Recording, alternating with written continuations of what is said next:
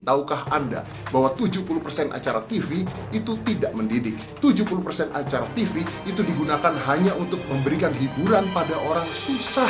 Yes, karena mereka tidak punya hiburan lain. Jadi mereka hanya diam, nonton TV, tidak tahu mau ngapa-ngapain, membuang waktu mereka. Tanya pada diri Anda sekarang. Here, let me give you these questions. Kenapa iklan jam tangan mahal tidak ada di TV? Kenapa iklan mobil BMW, Mercy, Porsche, Lamborghini tidak ada di TV? Kenapa iklan di TV makanan ringan, snack, atau jam murah? Kenapa? Karena targetnya untuk acara TV saya menginspirasi. Kalau enggak, gue mending berhenti dari TV dibandingkan harus jualan kealayan, merusak moral. Jadi orang susah itu memang didesain untuk menonton acara-acara TV yang tidak ada gunanya.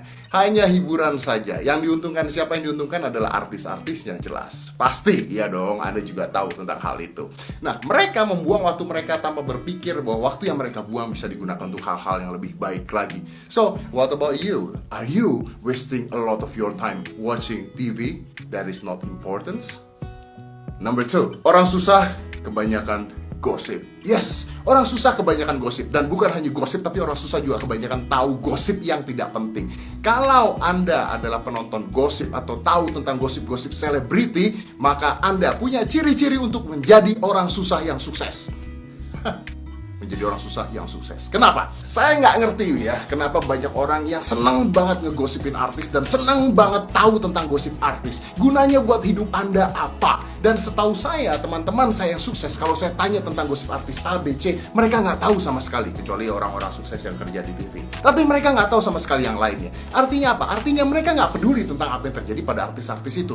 Tapi orang susah, orang yang tidak sukses, itu peduli pada apa yang terjadi pada artis-artis, terutama hal-hal yang negatif. Kenapa? Karena mereka ingin melihat hal-hal negatif terjadi pada orang-orang sukses. Yang diuntungkan siapa? Sekali lagi yang diuntungkan adalah artis-artis itu. Karena untuk dunia selebriti tidak ada berita negatif, tidak ada berita positif. Everything is become positive for them.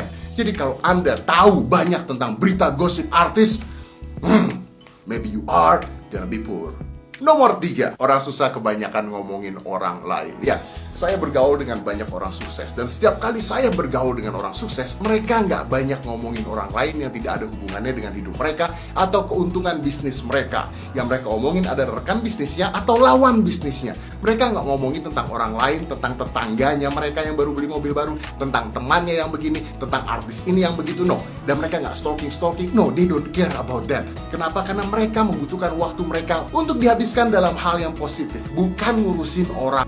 Ada seorang anak kecil yang usil, papanya lagi tidur, papanya brewokan, dia olesin sambal terasi ke jenggot papanya. Setelah papanya bangun, seperti itu kan, tarik nafas. Nah, jenggotnya itu kan udah ada terasi, bau banget. Apaan ini? Ruangan kok bau? Bangkai tikus gitu. Masuk ke dalam toilet juga bau, masuk ke kamar tidur juga bau banget, masuk ke dapur bau juga. Nah, akhirnya dia keluar dari rumah ya untuk menghirup udara.